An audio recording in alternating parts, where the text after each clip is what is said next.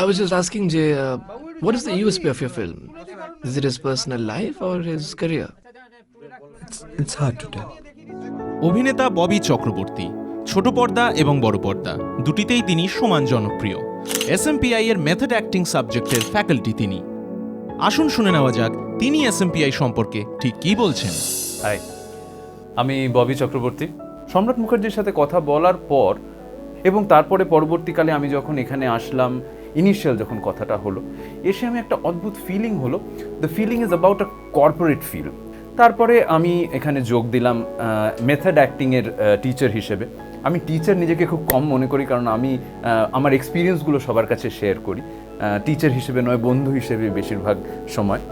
তো এইখানে এসে আমার মেথড অ্যাক্টিং শেখাতে গিয়ে যে ফিলিংটা হলো এবং এই অ্যাসোসিয়েশনের সাথে আমার নিজেকে মানে যুক্ত করে যে ফিলিংটা হলো is that corporate feel.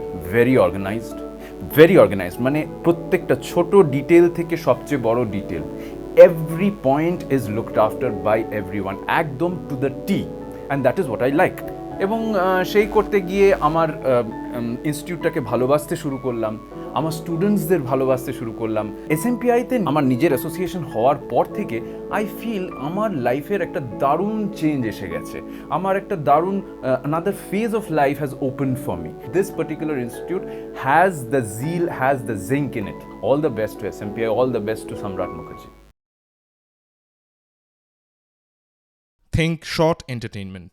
Think SMPI Shorts.